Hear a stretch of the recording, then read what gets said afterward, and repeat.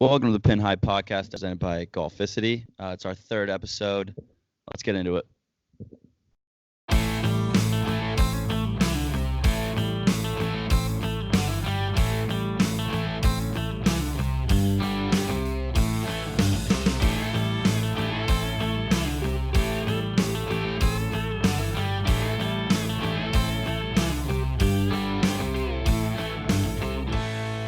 It's another week of the Pin High Podcast, joined here by Jeek.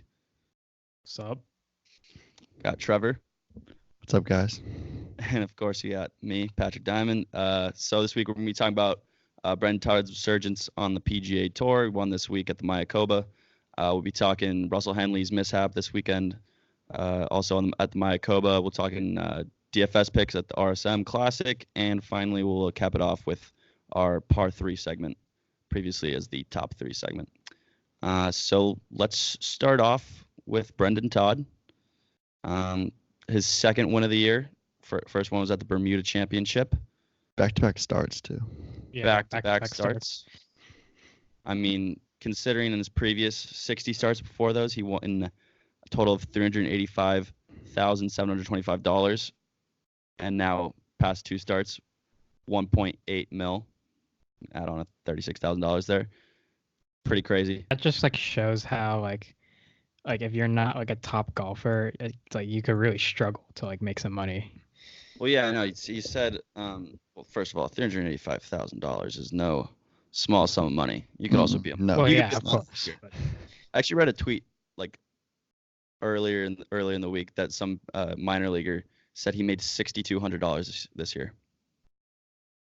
So you can put it in perspective, but at the same time, gotta feel bad for him. He said he basically had the yips past 4 years of his career. You know, he said he was quoted saying after this tournament, "I really lost it. I would get to the first tee, no confidence, nervous, and I'd hit it 50 yards right," which I think we can all relate to.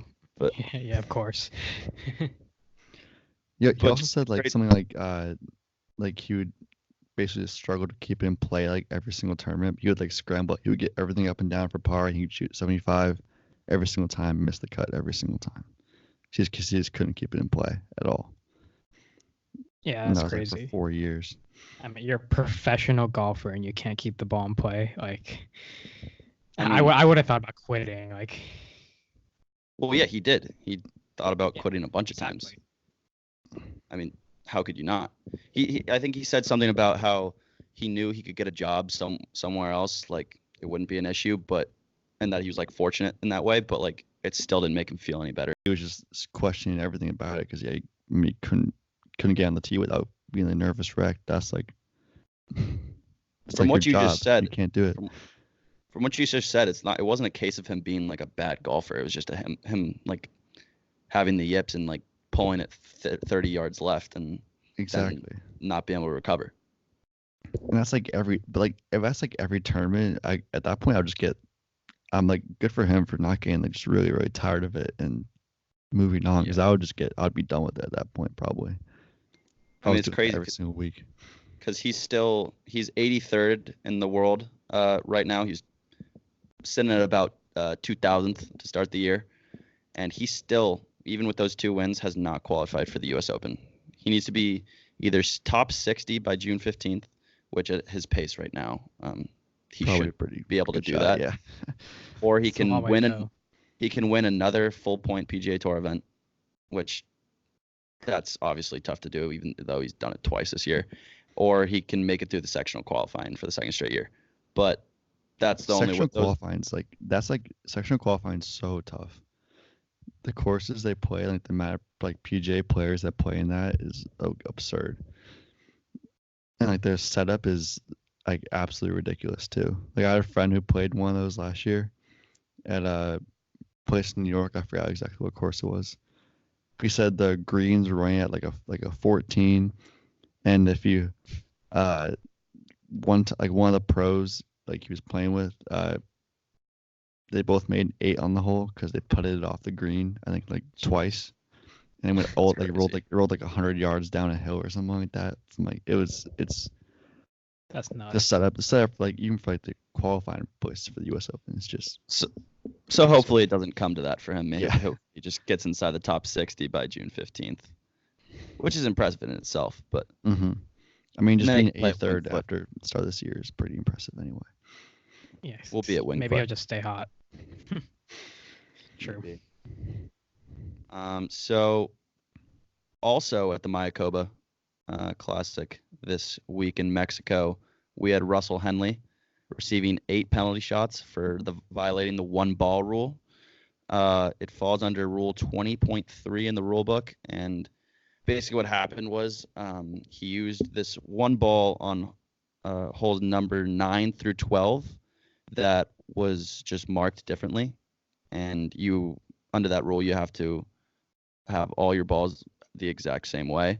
And after the tournament, after this his second round, he came to the tour official, Brad Fable, and told him like he didn't know how it got in his bag. So like props to him for calling himself out. I bet that could have been easily looked by, but Yeah, I good mean, for him that was for the talking difference. to them.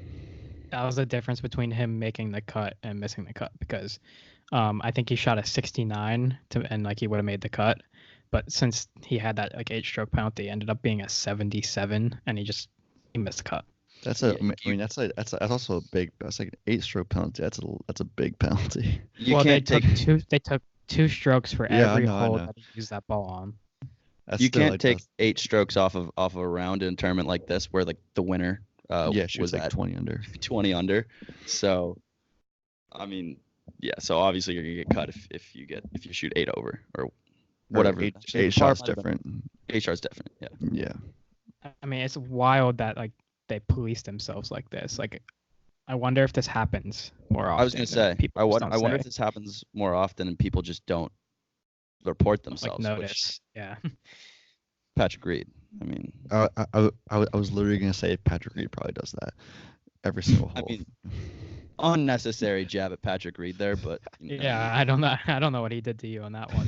when you're a notable cheater, I feel like you lose your credibility. Yeah, you lose credibility about a And lot you of get things. jabs from a podcast by a bunch of 20-year-olds. So Yeah. Imagine if this was a thing for like amateur golfers like us. I think he'll live.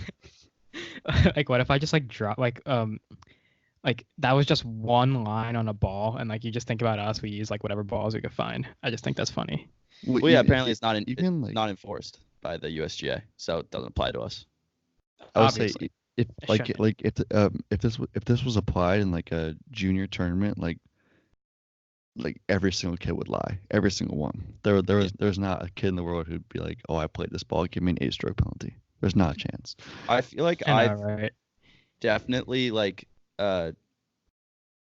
got to the green with 1 ball and then like just in my pocket while I mark my ball, it's in my pocket, I accidentally choose the other one. I feel like that's probably illegal, but That's like it probably is illegal. That is illegal actually. I'm pretty sure. yeah, no, it is. Whatever. I don't think any PGA Tour professionals are holding a ball in their pocket. So No, they're not.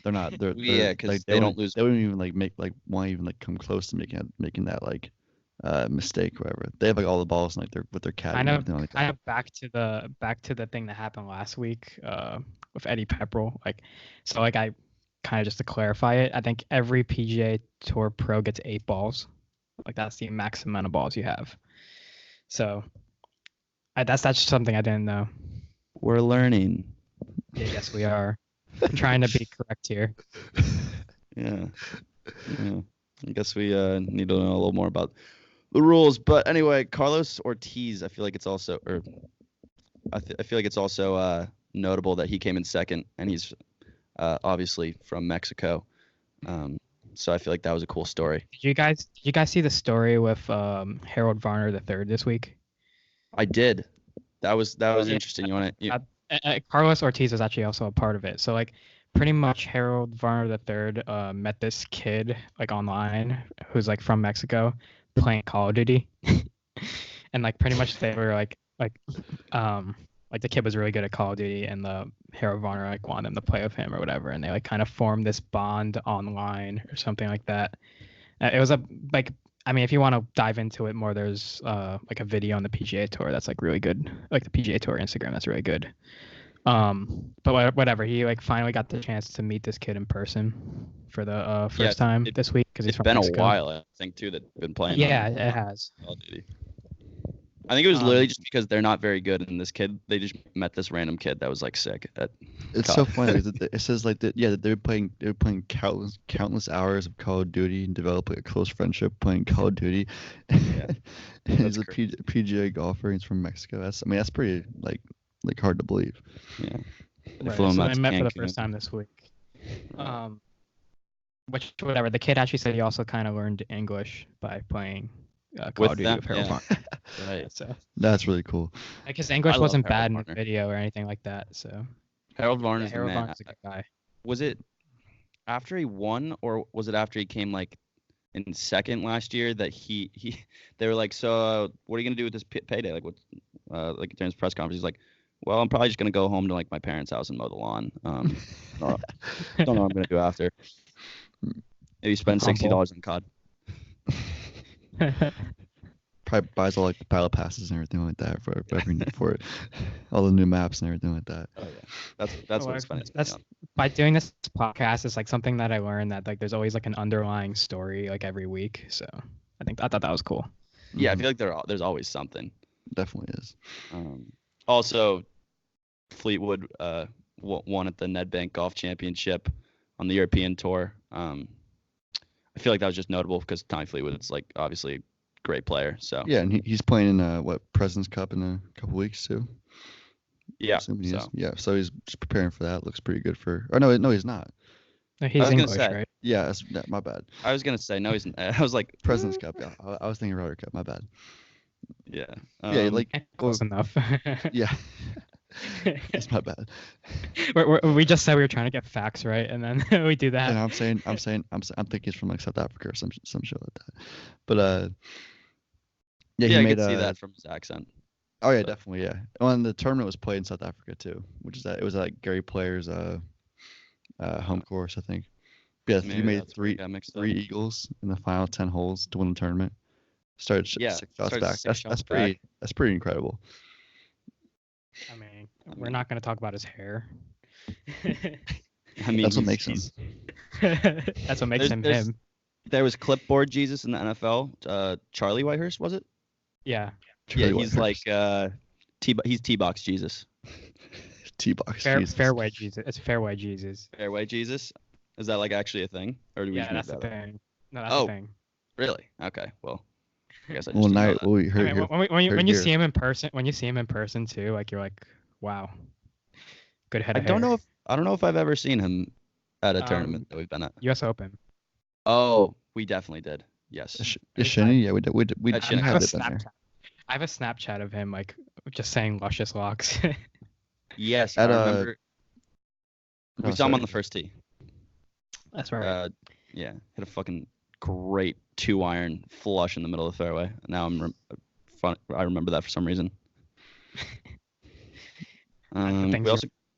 Yeah, I know. I mean, we also got to see Tiger, so that's probably, I don't know, probably just all jog back. We also have Tiger, speaking of Tiger, committing to the Genesis Open in Riviera. I mean, not much of a surprise, to be honest. Is that the Genesis LA Open, I feel like? Right? Yeah, it's one at That's exactly what it is. It's pretty much Tiger's tournament. So if he wasn't going to play in that, it kind of would have been a big deal if he wasn't playing in it. But he's committing to that. And that's in January, I guess next month, February. Yeah, I mean it's always that's kind of like near the start of the like. Yeah, I think it's in February. But yeah. Yeah, that's the like one of the tournaments where all the like main guys like start coming back and like they're all playing. Because Riviera is such a iconic course. Yeah, exactly. Mm-hmm. Do you guys know if it's public or not? I think it's I think it's private. It's not one of those. I know Torrey Pines is public, so I was just. I think it's Riviera Country Club, so I think it's yeah. Whatever. Yeah. But this coming weekend, we got the RSM Classic. It's at Sea Island Golf Club. It's going to be split between the Plantation course and the Sea course. So Seaside course. Seaside course. Not bad. There you go. We'll be going. We can start our DFS picks now. Last weekend's picks went pretty poorly for me, but I mean, Jeek had a great weekend. Yeah, I'm gonna say that I planned that and like I'm good at this. Well, I mean, clearly. What Long have? Your sleeper. Yeah, he was T2. Yeah, and then I know Golficity. Speaking of their premium picks that you guys probably should have taken because they had Harris English, who had a top 5, and they also had Billy Horschel, who had a T8, among others. So once again, I'll probably say this every week. If you're in the business of making money, you should go buy their premium package because it's definitely a lot. Gonna make you a lot of money.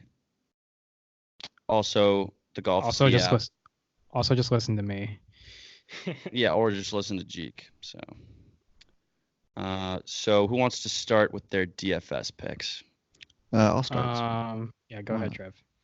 I'll go with the top one, like the big, like the really high salary one. He's I picked Webb Simpson.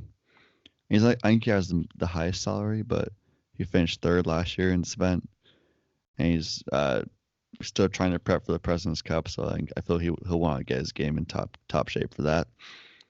And this course is not really a long course, both the Plantation and Seaside.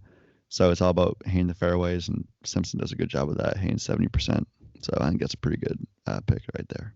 Yeah, he's just one of those really solid players. You know, yeah, like exactly. One of those guys that's like always kind of up there. When I read too far and doesn't like just does everything you pretty much need to do to win golf tournaments. And that's it. I mean, I'm pretty sure he has like a 7 hybrid in his bag. So like that just goes to show what kind of game he has. Yeah, what game he plays. I remember at the Players when he won, I think 2 or 3 years ago, he was hitting like he had like also he has this big putter, but I remember him hitting like a 5 hybrid or something like that during a tournament. Like there's some weird club you never hear pros hit like ever. But when I think of somebody, when we say that like you just gotta hit fairways, length doesn't really matter. He's just one of those guys that pops into my head. Exactly. Yeah. He's also has a very good short game. He's a very good putter. So. Exactly. Yep. That's what makes him. That's how he's able to hang. Really.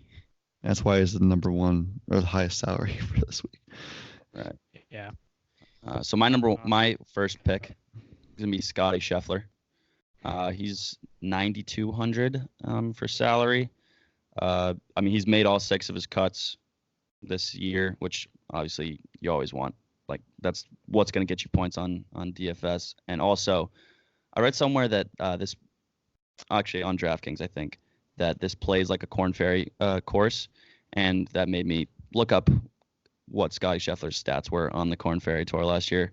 He won twice, had a couple top 2 finishes, and 10 top 10 finishes. So I feel like he's due for a pretty big week this week. He's been playing really well. He's like on pace. Like I know it's really early, but he's on pace to be like the rookie of the year this year on tour. So. I mean, and 9,200, yeah, it's up there, but it's not too expensive at all. You're getting good value out of him. So right. So I'm gonna go with Harris English this week, kind of sticking with what Golficity went with last week.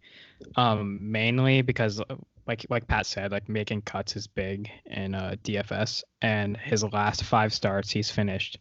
Last week he finished 5th, T4. T33, T6, and T3.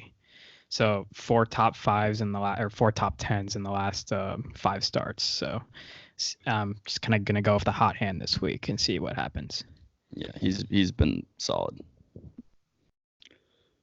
Jake, you want to go again with your? I forgot we're doing snake draft. Yeah, I know it's a little confusing. Big snake draft. So for my second pick, I'm gonna kind of go with what I went with last week, Adam Long. I think he's at 7,800 right now. He finished T2 last week, as we mentioned before, and he's been really good tee to green this year. So like I'm kind of a theme this week for me is kind of sticking with the hot guys. So see if he can stay hot. All right. Makes sense. I got Denny McCarthy. He's 8,600.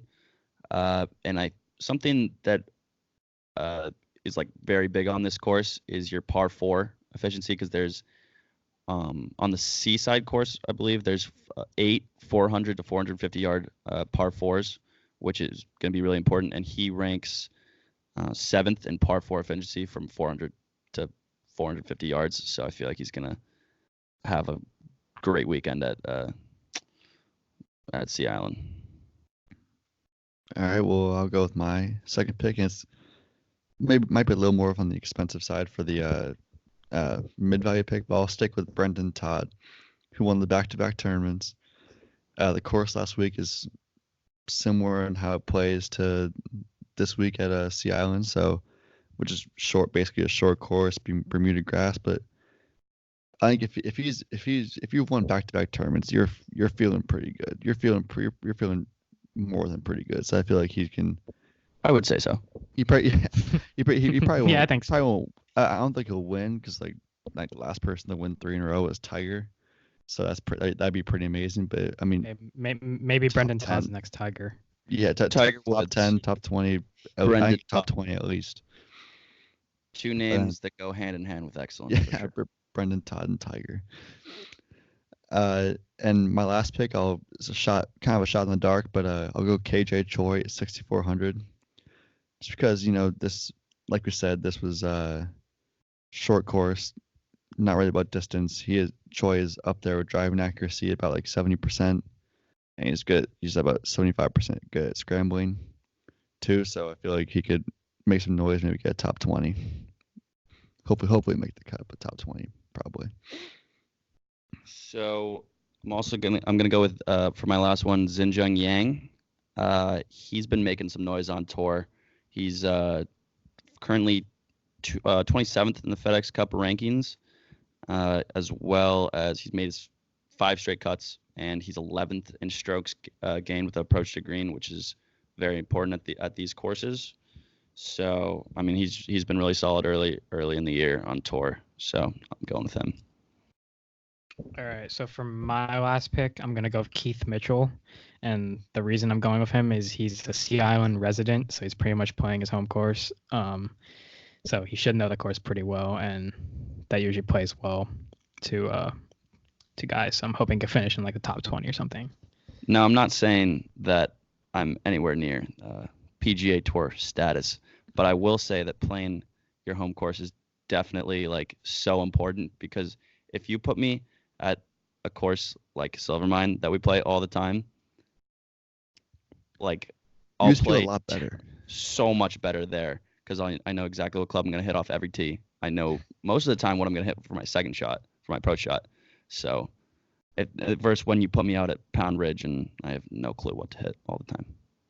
I completely agree with that. That's why like even like tournaments like that I'll play in, like 1-day tournaments or like lower level tournaments, like practice rounds are so important, just so you know like kind of where to hit the ball.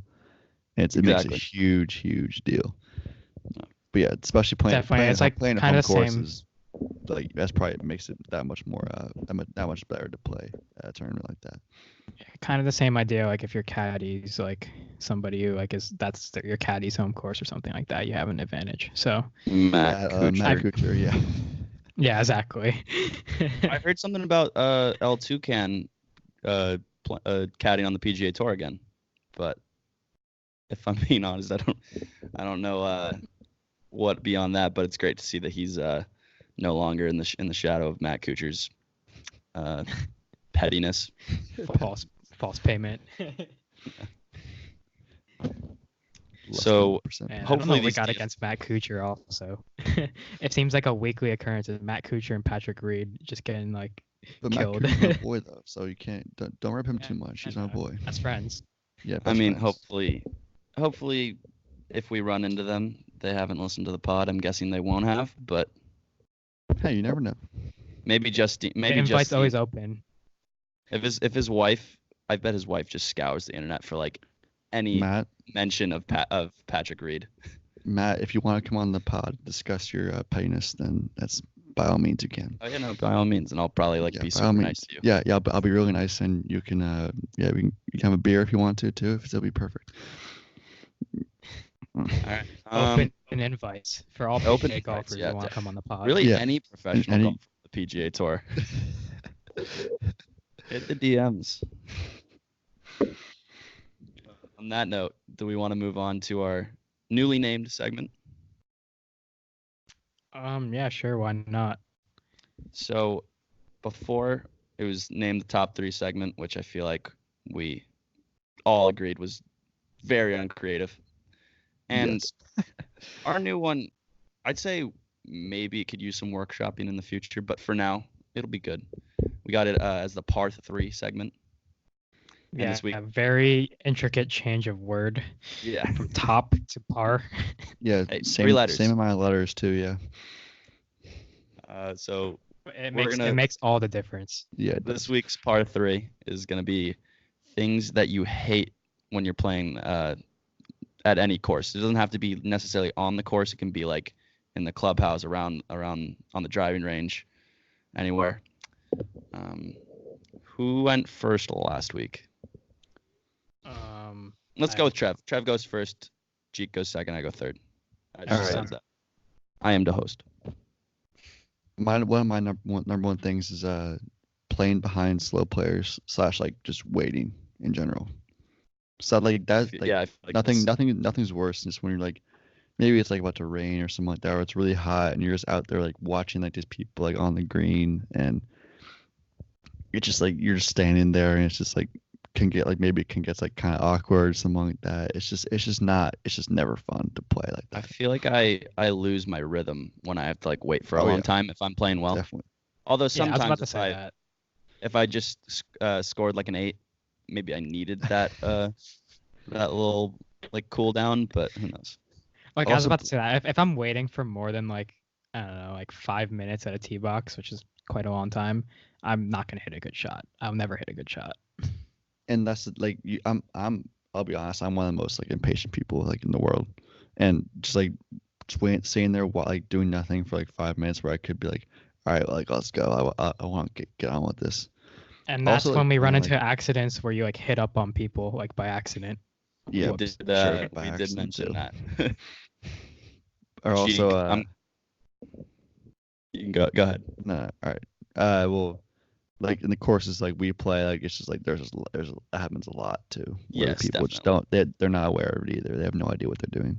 The common man golfer. This is a big issue. Exactly. Yeah. Jeek, I'm gonna go second because one of mine actually kind of relates to that. So we're switching up the order. Just hop over me. That's fine. When the people behind you don't realize that the person in front of you is playing slow, like it's like the timing of it.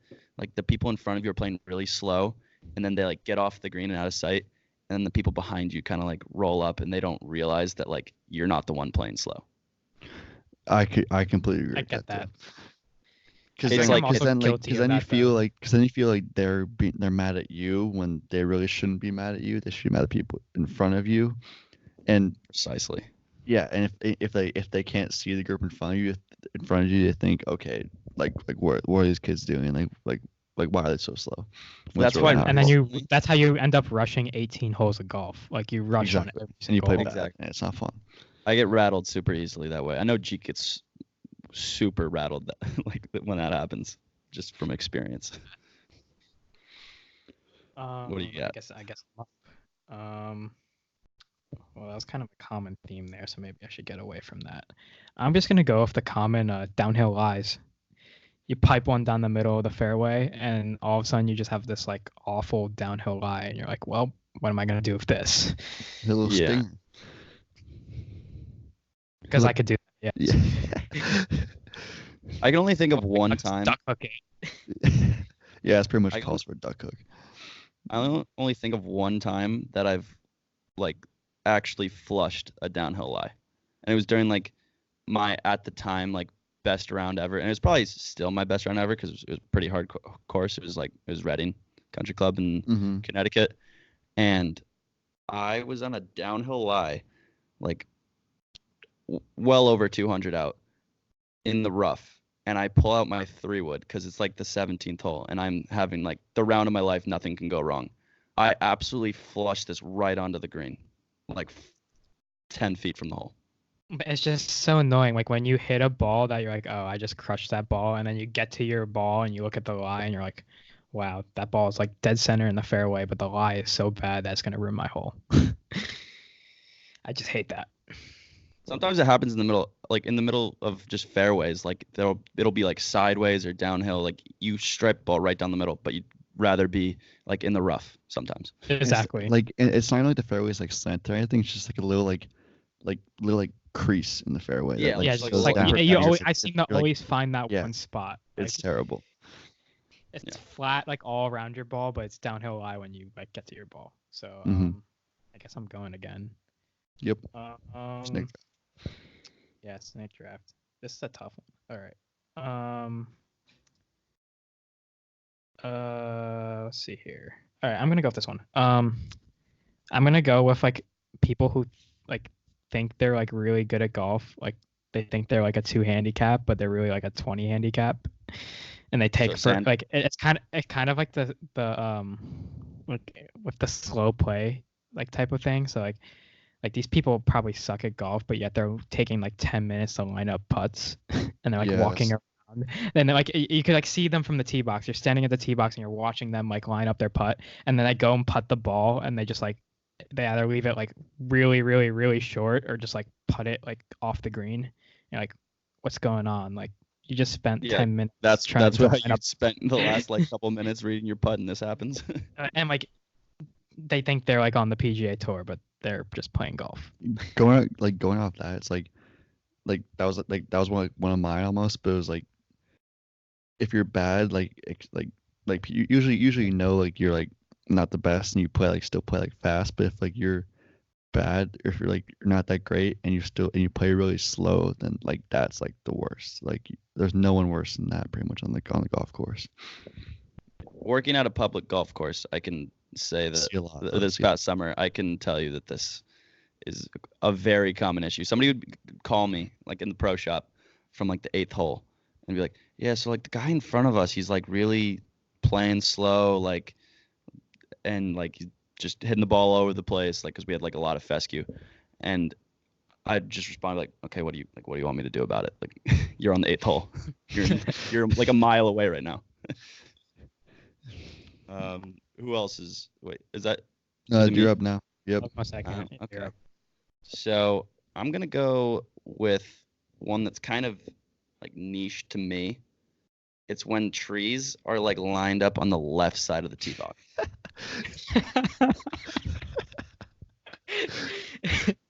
I like to start my ball.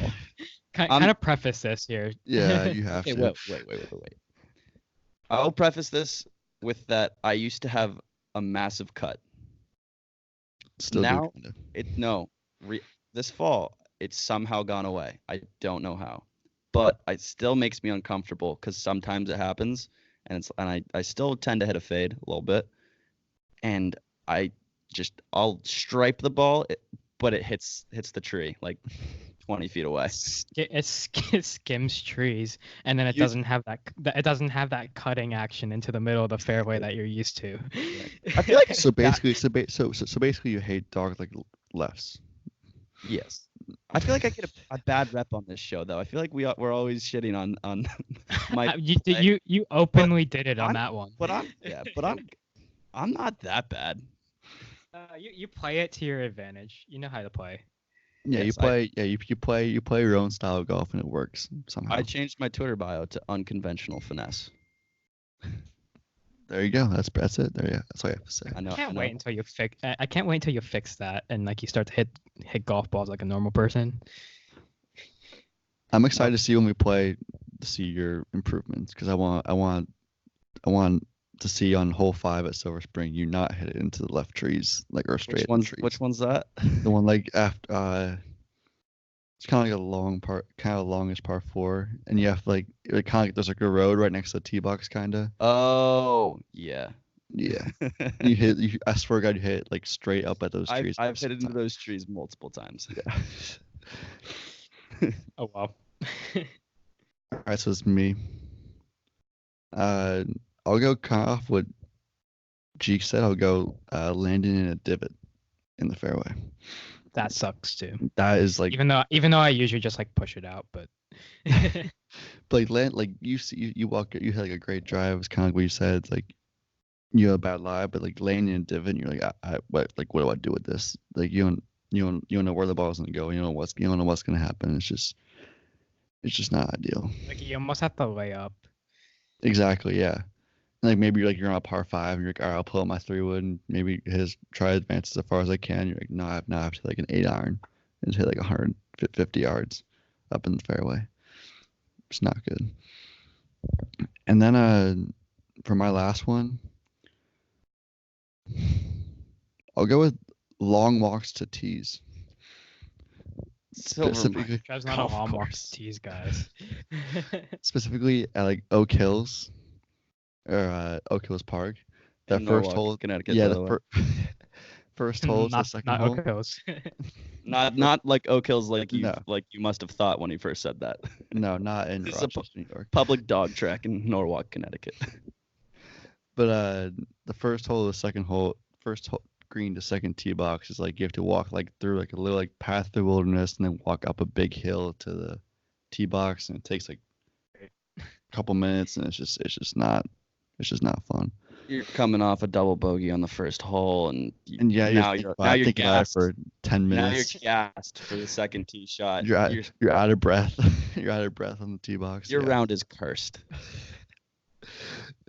But yeah, those are even like in Florida. Like if you like drive into the next tee, it takes like you drive like across like pretty much the Everglades, and you're like driving for like 10 minutes across Yeah, like wood Thank plank. God I was. like where's the next tee? Yeah, thank God exactly. me and You have no idea where to go. Yeah, me and my dad last winter break. It was like early January. We're in Florida, and there was this one drive. Thank God we were driving.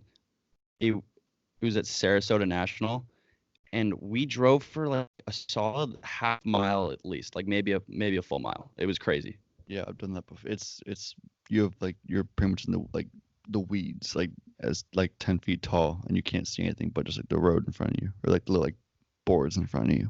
And that's it. All right, so for my last one, to cap it off, it can go either way. I just want to say in general, just playing with random people, because you never know how it's gonna go. Sometimes it's like fine, like you actually end up like. Sometimes you actually have like a really good experience. Sometimes you have a good experience with them, but like a lot of the time you just get an absolute weirdo, especially if you're playing a public golf course. But more going off that is when like you have like a 2 or 3 some, you're having a good time with the boys, and that there's the course is playing kind of slow, and that awkward single strolls up behind you with his Oh yeah. what's it called? The thing you put your bag on and you roll it. Push cart. Push cart. Fuck. Yeah. And He, they roll obviously, up you can tell behind you. Pat's not a big push cart guy. No, not a good. I hate them. I'd rather walk easily. I'd rather walk with a tour bag on my shoulder than a push cart. They're so inconvenient. But they come up behind you and you're like, oh yeah, we're waiting for the person to like get off the green, and they're like, oh, can I join you? Can't say no. You can't.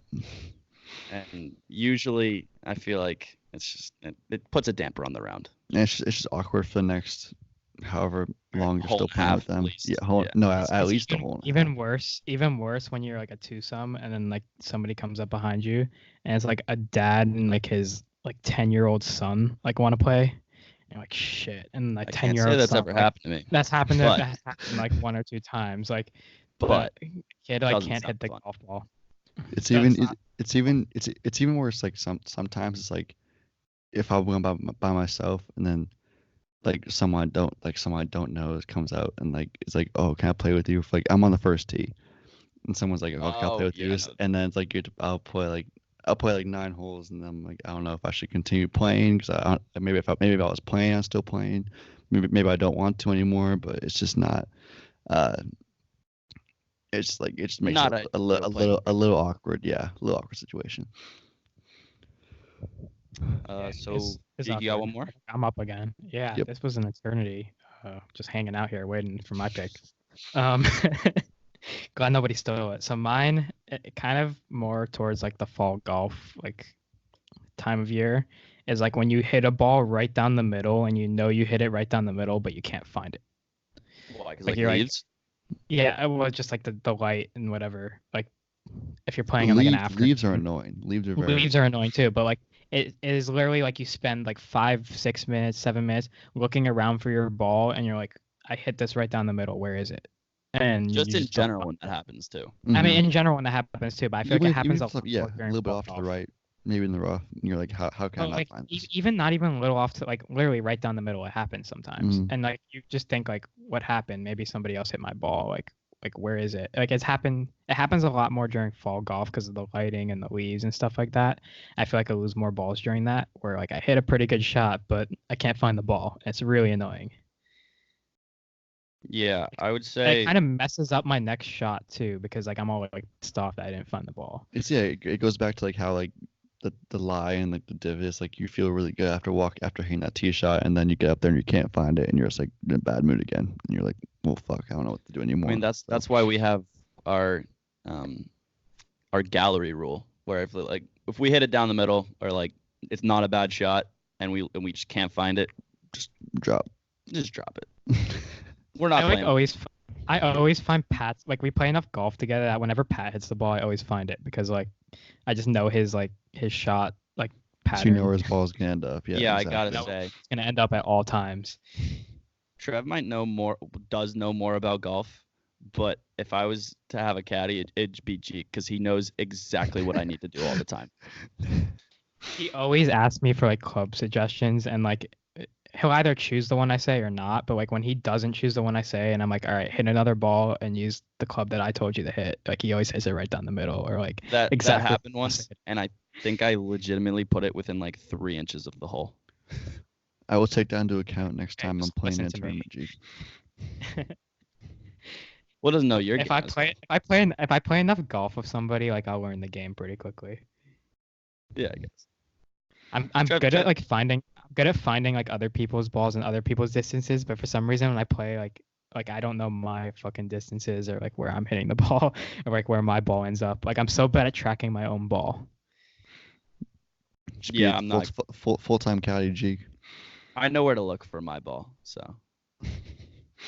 Oh, added on honorable mention when the sun's like right in your eyes on a tee shot and you just don't know where it went. You have no idea. I completely. That's true. Understand that. You can't. That's You have no honorable idea where it goes. Just Another hoping one. a Silver you're- Mind listens to this. When there's no water on like any of the holes until you get to like 16. That's true. Or the water. Yeah, the water's like empty.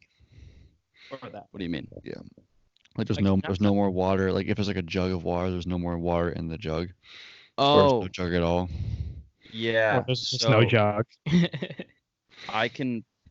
I'll put my hand up on this one.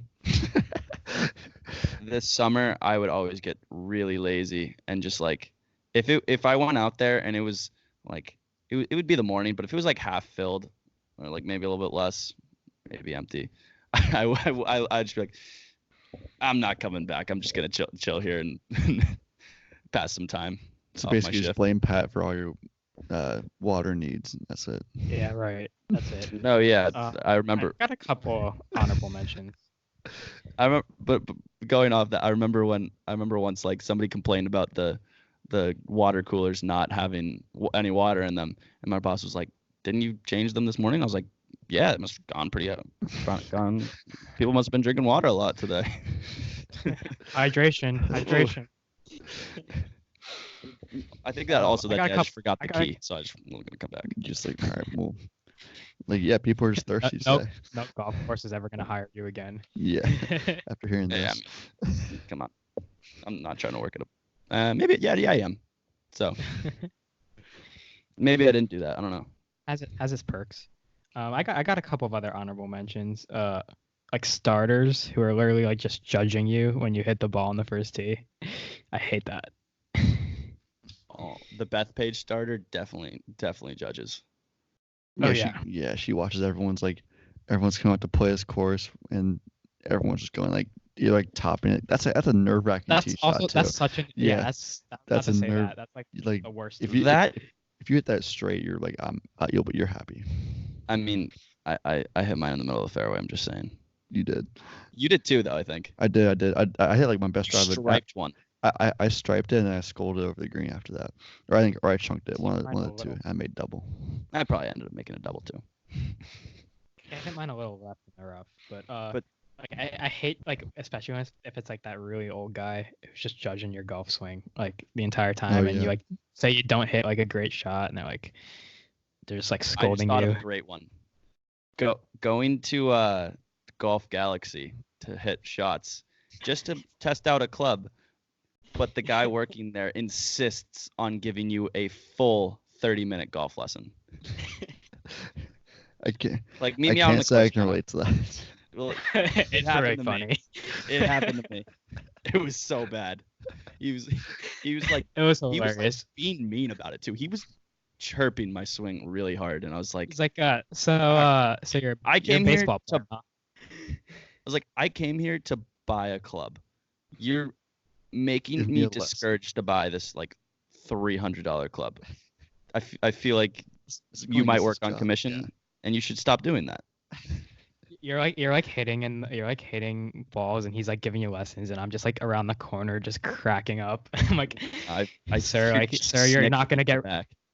you're not gonna get rid of that hard power fade. I'm sorry. It you just shows can't. It shows up more on simulators, I'm telling you, than it does in real life. What? I hate It goes way out to the left. I literally don't hit It's like to the I right don't up hit to the right. straight shots on simulators. It's crazy. I suck at hitting off mats. I'm just not good at it. Especially hitting off those weird tees that they have at like driving ranges and Golf Galaxy. Oh, those like They're like cylinders. rubber circular tees. Yeah. I can't hit like off those. I don't like those either. Like I think the simulator's just like messing with me too. Like sometimes I feel like I'll hit one like pretty makes you well, look like, pretty worse. Makes you flush, look worse. and than it you will actually it are. will literally just like be a duck hook to the right. I'm like, and it like go like a lot less yards than I'm used to, and I'm like, what? Like that's not right. I don't know. So we've Well- got a lot of gripes with the game of golf. I mean, do. everybody Naturally. does. But I think that unless anybody's got anything else to add, no, Social that'll media. wrap up this week on the Pin High Pod. Follow us on our social media channels at the Pin High Pod. DM us some ideas for the par 3 segment. I feel like we've been struggling to come up with them. We come up with them eventually, but having a nice list of them to go through and say what you guys want to hear. Very the helpful. listeners. Or if you have any like stories or anything. Or any like, stories, yeah. Any good golf Let stories. us know. Just let us know. And we'll see you next week.